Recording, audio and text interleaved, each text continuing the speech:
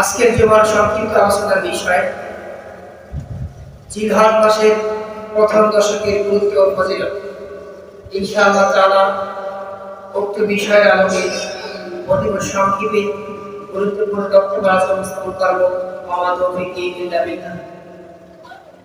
আজকে হচ্ছে আরবি মাসের 27 তারিখ। তাহলে আর মাত্র আমাদের সামনে আছে মাত্র 12 দিন 13তম দিনের দিনে অনুষ্ঠিত হবে ঈদুল আজহা। এটা আমাদের হৃদয়ের সাথে সম্পর্ক স্যাক্রিফাইস করার একটা দিন, আত্মত্যাগের একটা দিন, আল্লাহকে রাজি খুশি করার একটা দিন। তবে রাসূল পাক সাল্লাল্লাহু আলাইহি ওয়াসাল্লামের অসংখ্য হাদিসে আল্লাহ সুবহানাহু ওয়া তাআলা থেকে আমরা বুঝতে পারি এই যে জিলহজ মাসের 10তম দিন থেকে প্রথম দিন পর্যন্ত, অর্থাৎ প্রথম থেকে 10ম দিন পর্যন্ত প্রত্যেকটা দিন আল্লাহ তাআলার কাছে খুবই খুবই খুবই গুরুত্বপূর্ণ। আল্লাহ সুবহানাহু ওয়া তাআলা সূরাতুল ফজরের মধ্যে গুরুত্ব একটু বর্ণনা করলেন। আল্লাহ বলেন ফজরের শপথ, ফজরের কসম, কিসের কসম? ভোরের কসম। আর আল্লাহ তাআলা কোনো বিষয়কে জোর দেওয়ার জন্য, আমরা দুনিয়ার মানুষের কোনো বিষয়কে প্রায়োরিটি দেওয়ার জন্য, বেশি করে সেটাকে সত্য গ্রহণ করার জন্য আমরা কিন্তু কসম খাই। আল্লাহ এখানে কসম কাটতেছেন ফজরের শপথ এবং শপথ 10 রাত্রি। এখানে আল্লাহ বলেন যে ফজরের শপথ এবং শপথ 10 রাত্রি।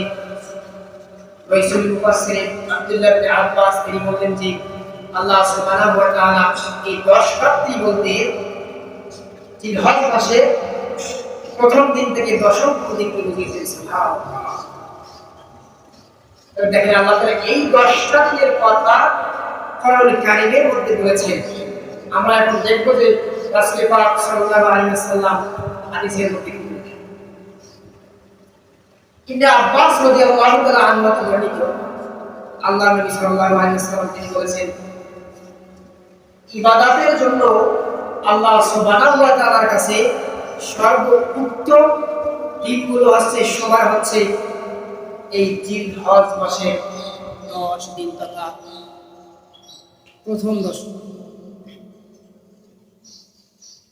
এই জিলহজ মাসের প্রথম দশকে আল্লাহ সুবহানাহু ওয়া তাআলার কাছে এত বেশি প্রিয়, যেটা আল্লাহ রাসূল সাল্লাল্লাহু আলাইহি ওয়াসাল্লামের হাদিস থেকে আমরা জানতে পারবো ইনশাআল্লাহ তাআলা। সাহাবাগণ বলেন, ইয়া রাসূলুল্লাহ, আল্লাহর কাছে এত উত্তম, তাহলে কি সেটা জিহাদের ময়দানে যুদ্ধ করার থেকে উত্তম?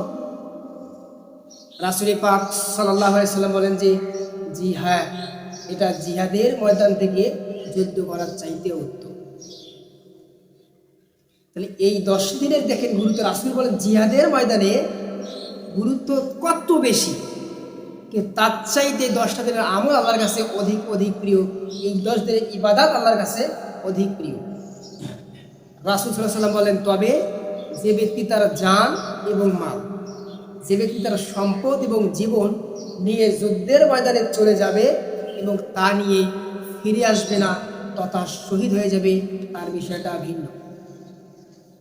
কারণ যুদ্ধের ময়দানে যে ব্যক্তি শহীদ হয় সে ব্যক্তি বিনা হিসেবে জান্নাত। কারণ বিচারের ময়দানে আমরা সকলেই দেখতে পাবো যে কিছু মানুষ রক্তাক্ত অবস্থায় বিচারের ময়দানে উঠতেছে। যারা রক্তাক্ত অবস্থায় বিচারের ময়দানে ওঠে তাদের কি আরো প্রশ্ন করা লাগে?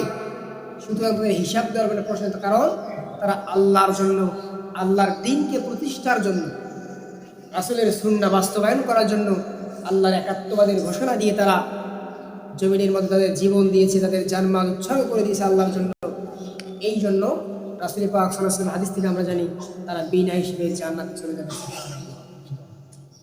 তাহলে আমরা শুরুতে জানলাম যে 10টা রাতের বা 10টা দিনে এই 10 দিনের গুরুত্ব কত বেশি আল্লাহ পছন্দ করলেন। এখানে আবার রাসূল সাল্লাল্লাহু আলাইহি ওয়াসাল্লাম বলেন যে যুদ্ধের ময়দানের চাইও এই 10 দিনের ইবাদত আল্লাহ সুবহানাহু ওয়া তাআলার কাছে খুবই গুরুত্বপূর্ণ। হযরত আবু হুরায়রা রাদিয়াল্লাহু তাআলা আনহু, আল্লাহর নবী সাল্লাল্লাহু আলাইহি ওয়াসাল্লামের জালিলুল কদর একজন সাহাবী, হাদিস বর্ণনার ক্ষেত্রে হযরত আবু বকর রাদিয়াল্লাহু তাআলা আনহু সবচাইতে বেশি হাদিস বর্ণনা করেছেন। তিনি বলতেছেন, আল্লাহর নবী সাল্লাল্লাহু আলাইহি ওয়াসাল্লাম বলেছেন, যে ব্যক্তি এই 9 রাতে বা এই 10 রাতে ইবাদাত করবে, সে ব্যক্তি যেন এক একটা রাত লাইলাতুল কদর সমপরিমাণ সওয়াব পায়। সুবহানাল্লাহ, বুঝাতে পারলাম? কিন্তু আমরা এমন কিছু রাত ইবাদাত করি, সেগুলো নিয়ে কত ইখতিলাফ আছে, কত দ্বন্দ্ব আছে, কত ঝামেলা আছে, কত বিভেদ আছে, কত ঝগড়া আছে, আমরা সেই রাতগুলো উদযাপন করি। কিন্তু যে রাতগুলো আল্লাহ রাসূল সাল্লাল্লাহু আলাইহি ওয়াসাল্লামের স্পষ্ট হাদিস দ্বারা প্রমাণিত, গুরুত্বপূর্ণ, যে হাদিসগুলো একেবারে সহি থেকে সহি, কেউ জাল প্রমাণ করতে পারবেও না, আমরা এই রাতগুলো আমরা হেলায় খেলায় পার করে দিই। তাহলে এই 10টা রাত কি বললো আল্লাহ রাসূল সাল্লাল্লাহু আলাইহি ওয়াসাল্লাম? বললেন যে লাইলাতুল কদর সময় একটা করে রাত, একটা করে লাইলাতুল কদর। সুবহানাল্লাহ। আর এই 9টা যে দিন আছে, এই 9 দিনের সিয়াম, এখানে একদিনের সিয়াম বলতে 10মতম দিন কিন্তু কোরবানি আমরা করি, সুতরাং 10মতম দিনে রোজা রাখা হারাম। অর্থাৎ ঈদের দিনে রোজা রাখা হারামে, রোজা রাখা যাবে না। তাহলে এই 9 দিনের রোজা আল্লাহ সুবহানাহু ওয়া তাআলার কাছে একটা রোজা সমপরিমাণ 1 বছর রোজা রাখার সমান। একটা রোজা রাখা যদি আমরা 1 বছর রোজা রাখার সমপরিমাণ সব পাই, তাহলে যদি আমরা 10টা রোজা রাখি, তাহলে কয় বছর হইল? 10 বছর। না জানি আমরা কি কতদিন বা কত বছর বাঁচি। আমরা বর্তমান সময়ে রোজার প্রতি যে এতটা বেখেয়াল হয়ে গেছে, এটা কল্পনার বাইরে। দেখেন, আরেকটা স্পেশাল হাদিসে আমরা একটু পরে আসবো ইনশাআল্লাহ তাআলা। তাহলে প্রথমে আল্লাহ তাআলা বললেন এই 10 রাতের গুরুত্ব, কসম করে বললেন। রাসূল বলেন যে যুদ্ধের চাইতেও বেশি সওয়াব।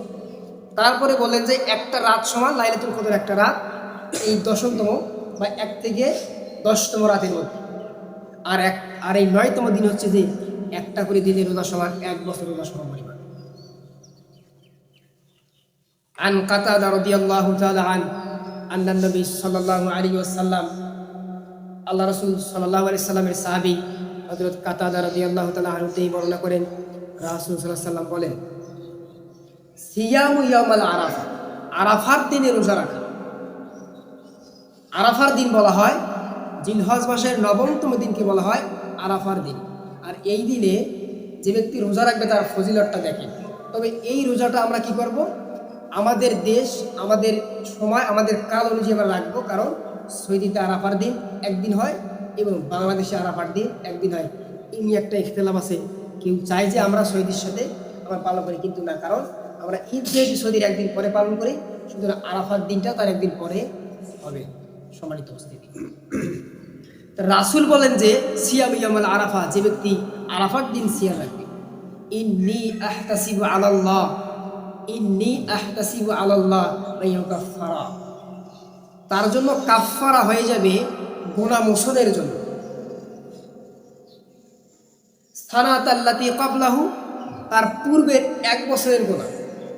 দেখেন, একটা দিনে রোজা রাখলে সানাতাল্লাতী ক্বাবলাহু ওয়া সানাতাল্লাতী বা'দাহু, তাহলে একদিন, একটা দিন, 9তম দিন জিলহজ মাসের আরাফার দিন রোজা রাখলে তার পূর্বের 1 বছরের গুনাহ মাফ এবং তার পরের 1 বছরের গুনাহ মাফ। সুবহানাল্লাহ।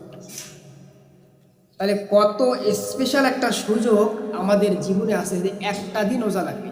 যদি কোনো ব্যক্তি এই 10টা দিন না পারলো, একান্ত আমাদের সমস্যা, চেষ্টা আমরা করবো, পারলাম না, তবে আমরা চেষ্টা করবো ইনশাআল্লাহ তাআলা 9তম দিনে তথা ঈদুল আজহার আগের দিনে একটা সিয়াম অন্তত পালন করা। পারবো তো ইনশাআল্লাহ তাআলা? আমরা চেষ্টা করি। আল্লাহ সুবহানাহু ওয়া তাআলা আমাদের সকলকে কমপক্ষে একটা রোজা রাখার তৌফিক দান করুন। সকলে আল্লাহুম্মা আমিন। এই হইল আরাফার দিনের সিয়ামের গুরুত্ব। এই আরাফার দিনে আল্লাহ সুবহানাহু ওয়া তাআলা এমন 2টা মানুষের মিলন ঘটিয়েছে। আমাদের আদি পিতা বাবা আদম আলাইহিস সালাতু ওয়াস সালাম, আদি মাতা হাওয়া আলাইহিস সালাতু ওয়াস সালাম 350 বছর তারা পৃথক ছিল।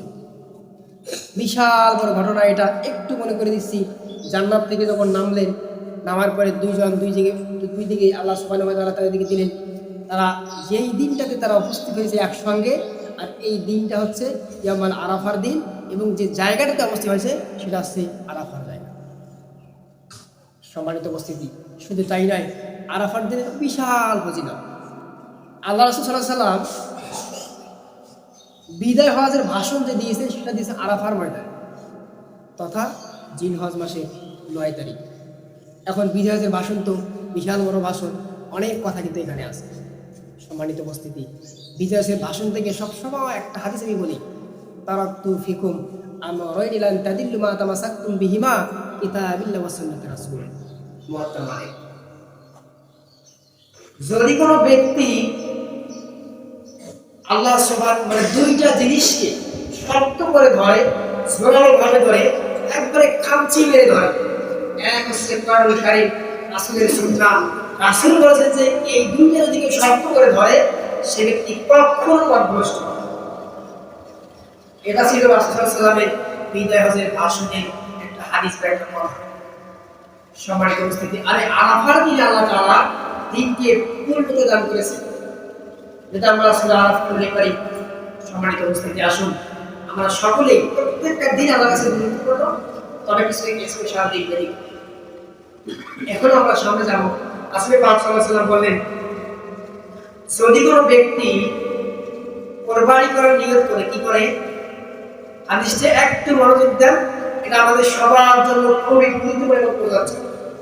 মানে অফার চলছে, অফার, এত পরিমাণ অফার, একটা গেলে 10টা ফ্রি এমনটা নয়, না করলেও ফ্রি, মানে না নিলেও ফ্রি। রাসূল পাক সাল্লাল্লাহু আলাইহি ওয়াসাল্লাম বলতেছেন, যারা কুরবানি করার নিয়ত করে তারা যেন এই 10 দিন তথা জিলহজ মাসের প্রথম দিন থেকে 4 টাকা থেকে শুরু করে ঈদের নামাজ পড়া পর্যন্ত তারা যেন নয় এবং চুল যেন না কাটে। বুঝতে পারলাম? রাসূল বলেন যে যারা কুরবানি নিয়ত করবে তারা যেন তাদের চুল এবং নাক যেন না কাটে। তারা যদি কাটে, তারা কাটবে নামাজ পড়ে আসার পর। সুতরাং আমরা যারা এখনো চুল কাটি নাই, নাক কাটি নাই, আমরা সর্বোচ্চ চেষ্টা করব এই ক্রিয়া দিলে কেটে নেওয়ার জন্য। কারণ অন্যান্য হাদিসে আসছে, এই হাদিস শুধু ফিক্সড যারা কুরবানি করার নিয়ত করেছে। অন্য হাদিসে আসছে সাদকার আগে যদি যে কোনো ব্যক্তি তার চুল এবং নখ কাটে এবং সেটা যদি ঈদের নামাজ পড়ে আসার কোরবানির সময় কাটে, তাহলে সে ব্যক্তিও কোরবানি না করে কোরবানি করার সওয়াব পাবে বলে সুবহানাল্লাহ। তাই কত বড় ফজিলত! যারা কোরবানি করব তারা তো আমরা সওয়াব পাবো, যারা করব না তাই বলে এই হাদিস শুনিয়ে আবার নিয়তকে বাদ দিবেন না যে 2000 টাকা খরচ করে ছাগল কিনে কোরবানি দেব। আর কেউ রাসূলের হাদিস আছে যে নখ যদি আসে কাটে তাহলে কোরবানি হয়ে যাবে, এমনটা কিন্তু না। এটা ফজিলতের দিক থেকে, কারণ সামর্থ্য মানে একেবারে নাই, মিসকিন, একেবারে সামর্থ্য নাই, ফকির, অভাবী, অথবা বালেগ এখন হয় না, নাবালেগ, পিতার জন্য কোরবানি দেবে, একে করে সন্তান আছে, স্ত্রী আছে, সব দেখে কোরবানি তো করবে একজন। বাপ আছে, বাপের নামে দিয়ে দেবে, নামে বলতে কি বাপের নিয়ত, কারো তো কোনো নামে তো আমরা সবাই জানি যে লিল্লাহি রাব্বিল আলামিন, সব আল্লাহ তাআলার জন্য। যদি আপনার নিয়ত থাকে যে আল্লাহকে খুশি করার জন্য, 100% কোরবানি শেষ। খুশি করতে হবে কাকে? আল্লাহ সুবহানাহু ওয়া তাআলার জন্য। সব কিছু আল্লাহর জন্য, নাম টাম সব বলতে। এমন এখনো জায়গায় প্রচলন আছে যে কার নামে জব করবো, এ কথা বলাও যাবে না। কারণ আপনি নিজে প্রশ্ন করেন কার নামে জব করবো, কারণ সে অবশ্যই উত্তর দেবে যে বাবার নামে, বাবার ছেলের দাদার নামে, বা ভাতিজার নামে, বাবার নামে। আর আমরা কোরআনে স্পষ্ট শুনেছি যে লিল্লাহি রাব্বিল আলামিন, ইব্রাহিম আলাইহিস সালাম কোরবানি করেছেন সব কিছু আল্লাহর জন্য। আর এই জন্য ইব্রাহিম আলাইহিস সালাম কোরবানি আল্লাহর জন্য। তাহলে এখানে যে কথাটা আমি বললাম যে নখ এবং চুল কাটার বিষয়টা আমরা সকলে একটু চেষ্টা করলে একটু খেয়ালি হতে হবে। কিন্তু আর যদি আমরা বেখেয়ালি হই তাহলে কিন্তু এটা হাদিসও শেষ। এত সুন্দর একটা হাদিস আসলে আমাদের জন্য বলেন, এত কিছু বলার কারণ, এত ফজিলত বলার কারণ যেন আমরা জাহান্নাম থেকে জান্নাত যেতে পারি, জাহান্নাম থেকে যেন আমরা জান্নাতে যেতে পারি। সুতরাং যদি আমরা জান্নাতে যেতে চাই তাহলে আমাদেরকে আমল করতে হবে। আর আমরা সকলে ইনশাআল্লাহ তাআলা দশমতম দিন, সবচাইতে গুরুত্বপূর্ণ একটা দিন, দশমতম দিন আল্লাহ তাআলাকে খুশি করার দিন, দশমতম দিন আল্লাহ রেজাবন্দি লাভের দিন, দশমতম দিন যে দিনটা আমরা পাবো। একটা কাজ হচ্ছে দেখেন, একসঙ্গে দুইটা কাজ, একটা আমরা